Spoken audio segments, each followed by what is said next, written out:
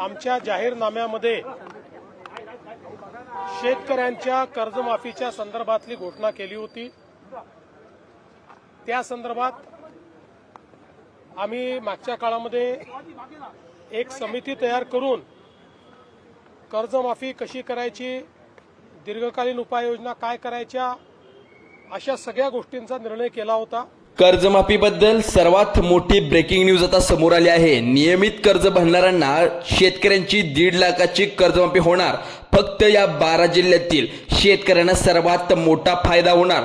5 जिल्हे व गावाची यादी, नियमित कर्ज भरणाऱ्या शेतकऱ्यांची लॉटरी लागली। आता तुम्हाला 50,000 रुपये नाही तर 1.5 लाखाची कर्जमाफी। शेती पिकासाठी कर्ज काढलेल्या जवळपास 93 लाखापेक्षा जास्त शेतकऱ्यांना याचा सर्वाधिक मोठा ऐतिहासिक दिलासा या ठिकाणी आता म्हणावं लागेल। कर्जमाफीचा अधिकृत GR शासनाने अखेर आता काढून टाकलाय। अनेक दिवसाच्या प्रतीक्षेनंतर तसेच भावनिक वादळानंतर शेतकऱ्यांसाठी सरकारच्या माध्यमातून अधिकृत GR या ठिकाणी आता काढण्यात आला। महाराष्ट्र शासनाने 93 लाख शेतकरी बांधवांसाठी कर्जमाफीची महत्त्वपूर्ण GR या ठिकाणी काढण्यात आला आहे। पण शासन निर्णय काढण्यात आला आहे। या GR मुळे अक्षरशः कोट्यावधी शेतकऱ्यांच्या आयुष्यामध्ये आता मोठा बदल या ठिकाणी होणार आहे। मी तुम्हाला आजच्या व्हिडिओमध्ये सांगू इच्छितो की कर्जमाफीचा GR मध्ये नेमकं कोणकोणत्या 3 आनंदाच्या घोषणा या ठिकाणी करण्यात आल्यात, म्हणजे वेगळ्या कुठल्या आहेत की वेगळ्या कुठल्या 2-3 अटी आहेत की चांगल्या आहेत, हे आपण पाहूया। बघा इकडे अधिवेशनामध्ये 3 मोठ्या घोषणा कर्जमाफीबद्दल आता कोणत्या करण्यात आल्या याची आपण माहिती पाहणार आहोत। तर 2 मिनिटं लक्ष देऊन आताच आपल्या चॅनलला सबस्क्राईब केलं नसेल आताच आपल्या चॅनलला सबस्क्राईब करून ठेवा। तर शेतकरी बांधवांनो बघा इकडे सरकारने पुनर्गठन करायला तुम्हाला सांगितलं होतं, पण महत्त्वाच्या प्रश्नाचे उत्तर आहे 2 मिनिटाच्या आतमध्ये तुम्हाला या ठिकाणी सांगणार आहे। GR मध्ये अधिकृत माहितीसह तुम्हाला व्यवस्थित या ठिकाणी सांगणार आहे कोणत्या शेतकऱ्याची कर्जमाफी होणार आहे, कोणाला कर्जमाफीचा जास्त फायदा होणार आहे। त्यामुळे जरा न वेळ घालवता इकडे लक्ष द्या। बघा सरकारच्या माध्यमातून जास्त कर्जमाफी तुमचं जर नाव असेल, म्हणजे जास्त कर्जमाफीमध्ये तुमचं जर नाव असेल तिथे बघा एका मिनिटामध्ये तुम्हाला सर्व काही या ठिकाणी सांगत आहे। शेतकऱ्यासाठी हे केवळ दिलासाची बातमी नव्हे तर महत्त्वाची सूचना आहे।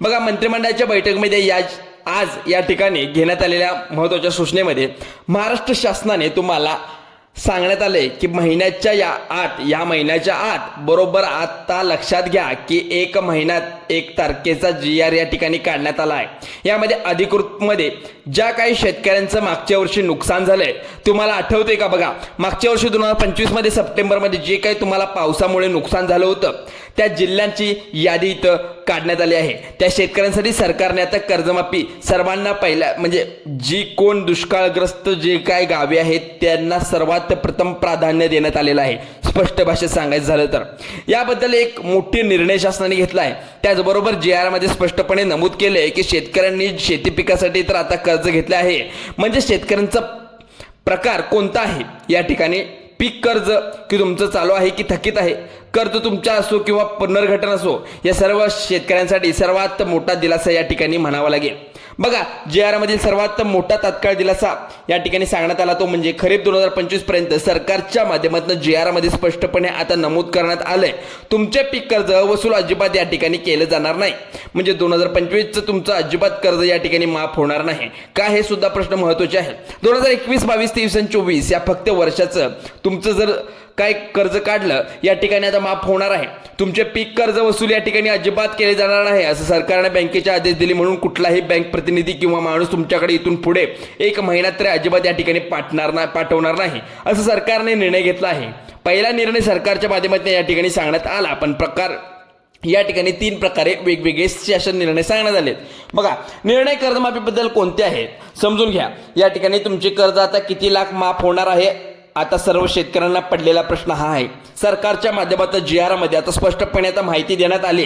राज्य शासनाचे स्वतः सांगितले की सध्याचे 2025च्या मागच्या वर्षामध्ये अतिवृष्टीमध्ये ज्या शेतकऱ्यांचं नुकसान झालंय फक्त त्या जिल्ह्यांची एक वेगळी यादी या ठिकाणी करण्यात आली आहे।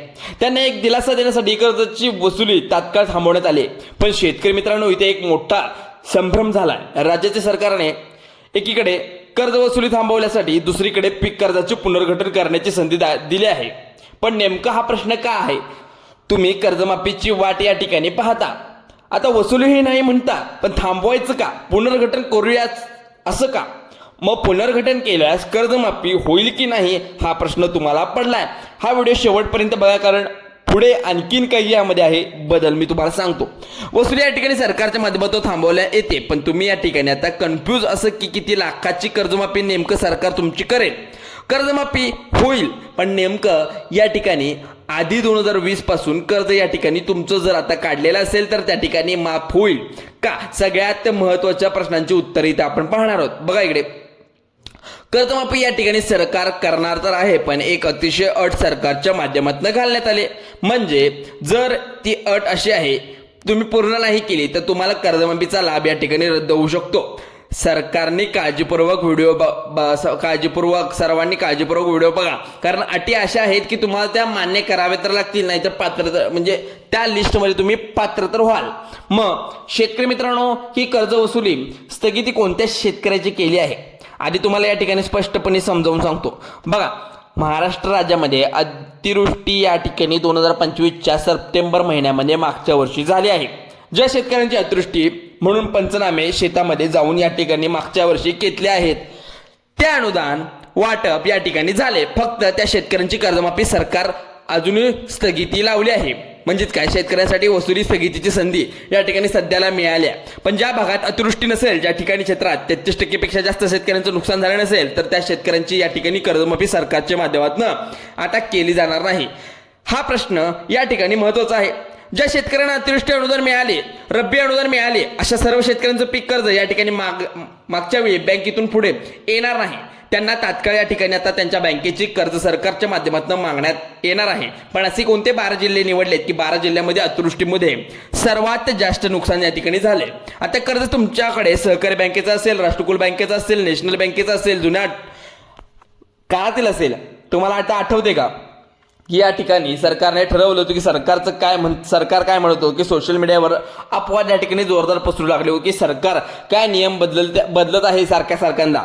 मग या ठिकाणी शेतकऱ्याचे मोर्चे झाले. यावेळी शासनाने आता पूर्ण निर्णय स्पष्टपणे सांगितलाय की नियम राज्य शासनाच्या दुष्काळी परिस्थितीत किंवा अतिवृष्टीचं दृश्य परिस्थितीमध्ये बंधनकारक या ठिकाणी केलेले पीक कर्जाची वसुली थांबवणे, जिल्ह्यातील आता त्या ठिकाणी पिकाचे पुनर्गठन करणे, हे काय नियम आहेत. सरकारने सांगितल्याप्रमाणे मुख्य प्रश्न शेतकऱ्यांनी असा केला की आता पुनर्गठन आता करायचं की 1 वर्ष पीक कर्ज या ठिकाणी आहे ते भरायचं नाही. तर कर्जमाफी वाट तुम्ही पाहिली आहे का?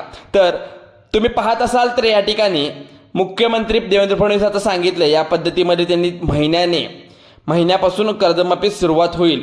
पण जून असेल 2 महिने कर्जमाफीसाठी असतील. पण राज्यामध्ये 36 जिल्ह्यापैकी 18 जिल्ह्यामध्ये हे कर्जमाफी दिली जाणार पहिल्या टप्प्यात, नंतर 12 जिल्ह्यात दिली जाणार आहे. पण या ठिकाणी सुद्धा आश्वासन देण्यात आलं होतं, पण अद्याप कर्जमाफी अजूनही दिली नाही. पण शेतकरी मित्रांनो, पुनर्गठन केल्यास काय होणार? तुमच्या अल्पमुदतीचे कर्ज म्हणजे जे काय अल्पभूधारकचे जे कर्ज आहे, शॉर्ट टर्म जे काही आहे ते दीर्घ मुदतीत जाते. म्हणजेच काय, जर तुम्ही शॉर्टमध्ये कर्ज घेतला असेल तर ते वाढू शकते, कर्ज मुदत वाढू शकते.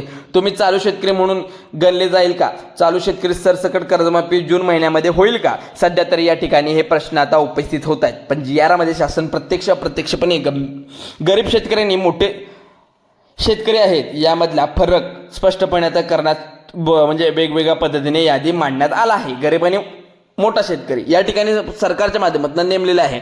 सगळ्यात महत्त्वाचं म्हणजे पुनर्गठनाच्या योजनेत सर्वात लाभ भेटणार आहे. यामध्ये कर्जमाफीपासून वंचित या ठिकाणी कोण सुद्धा राहणार नाही. मग तो कोणीही असू दे, कर्जमाफीपासून वंचित राहणार नाही या ठिकाणी सरकारने तर सांगितलंय. पण या ठिकाणी अजिबात होणार नाही. म्हणजे GR मध्ये जे स्पष्ट झाले त्या पद्धतीने GR काढण्यात येणार आहे.